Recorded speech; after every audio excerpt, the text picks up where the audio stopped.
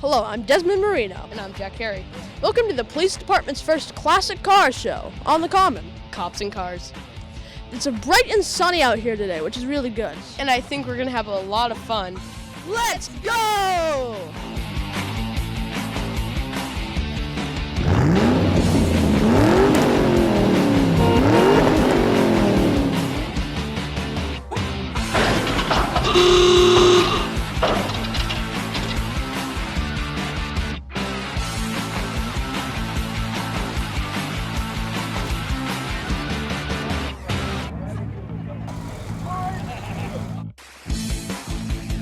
Hi, we're here with Ken. How you doing? Very good. How you doing? Pretty good, thank you.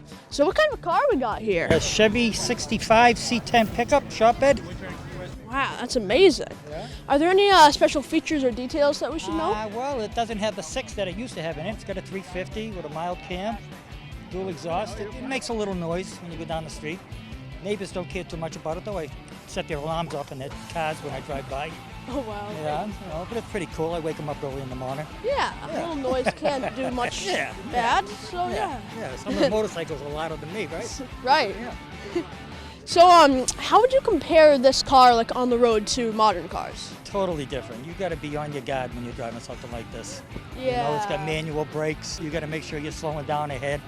You can't just come up to the back of a car and think you're gonna put the brakes on and you're gonna stop on a dime. You know, Yeah. Turning. It doesn't have power steering, so you gotta hold the steering wheel. You gotta bring it back with you.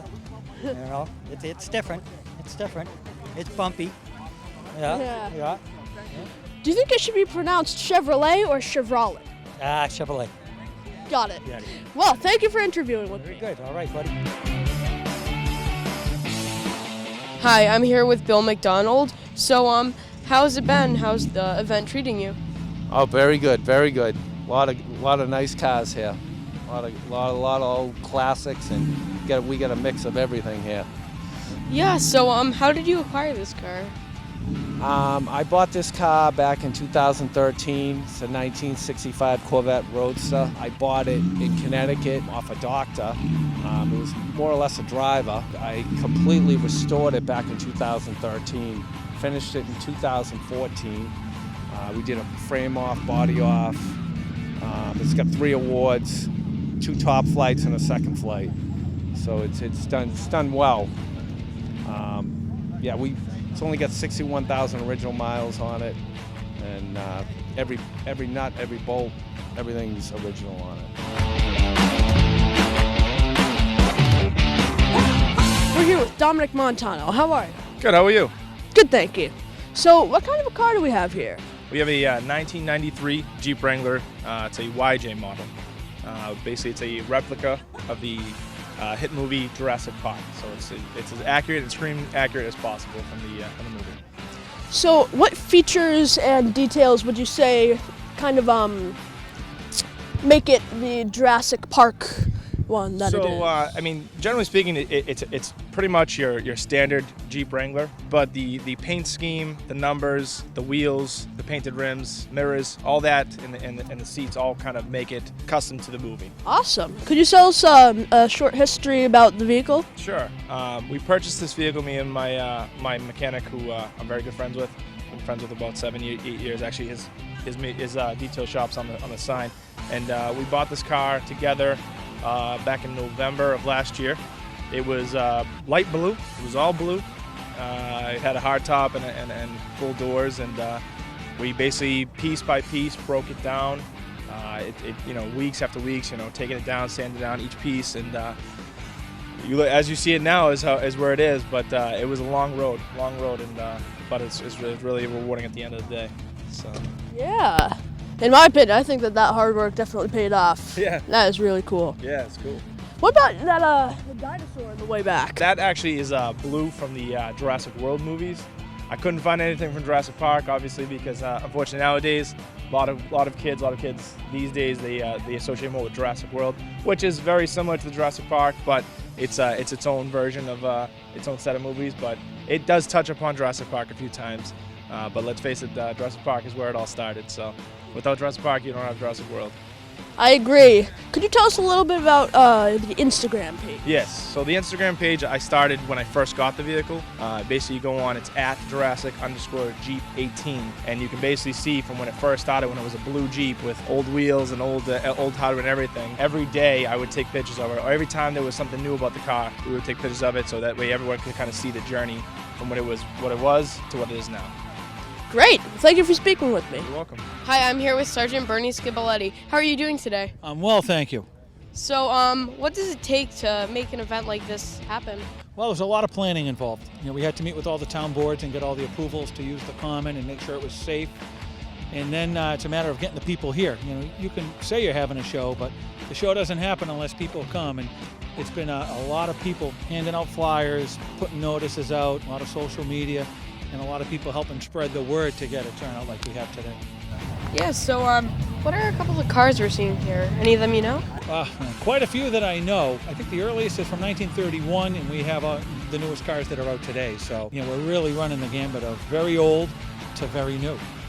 So why is it important for kids to know our police officers in events like this, just get to talk to them?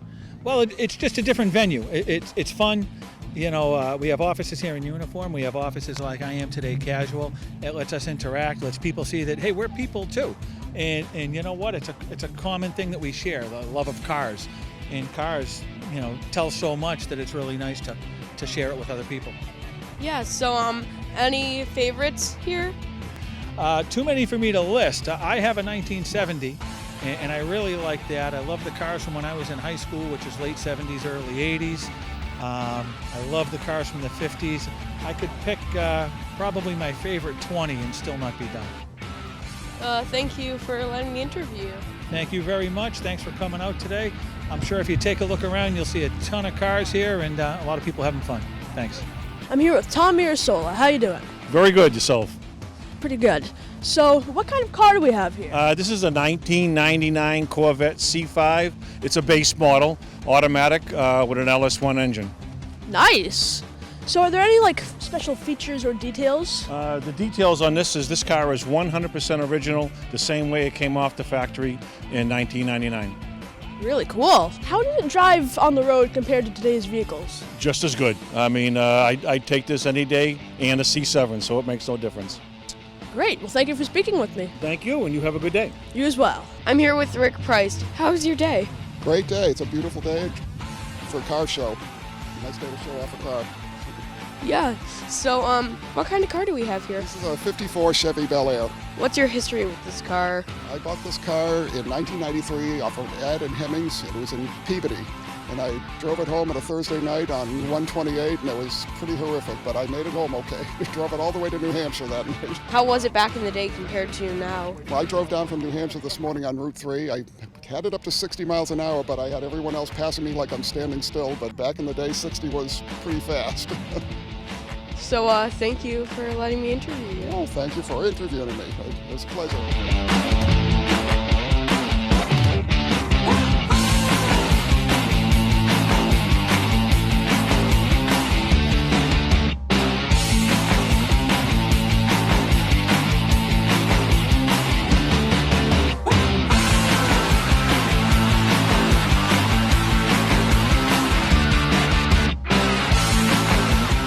With Richard Collage. How you doing? I'm fine, thank you. So, what kind of car do we have here? It's a 1932 Ford Roadster. That is amazing. I love the color on it too. Very much. It's called Rosewood.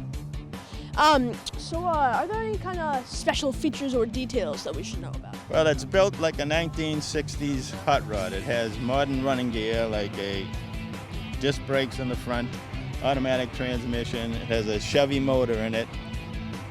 It's a pretty comfortable car to ride in. Yeah. How would you compare this driving on the road compared to today's vehicles?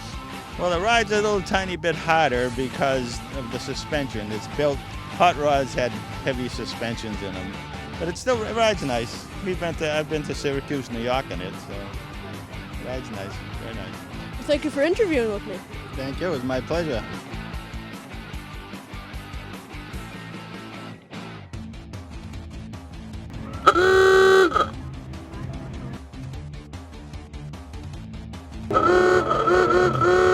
Hi, Hi, I'm here with Bob Brown. How are you doing today? I'm doing well. How are you? Pretty good. So can you tell us about the origins of this car, where it came from? This car was built for a car show out in Vegas called the Car Stars. It was built by the original builder who designed it for the TV show Starsky and Hutch. It was driven by Starsky, signed by Starsky, and signed by Huggy Bear. Very cool. So anything interesting about this model? Anything happened to it? Any cool features or anything like that? I think the coolest part of the car is that it's a TV car. I don't know. The features of a Marino is nothing really special, but I think the TV provenance is what really gets it, I think.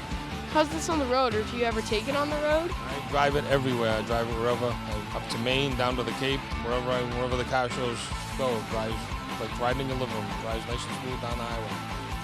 Yeah, so has anybody asked you about the car ever? A lot of people have asked me about the car, especially today. Got a lot of interest in it. Usually from people that are a little older than you guys, but it does get a lot of attention, yes. So thank you for letting me interview you. My pleasure, thank you. Well, that's all the time we have today. From the Burlington Town Common, I'm Desi Marino. And I'm Jack Carey. Signing off.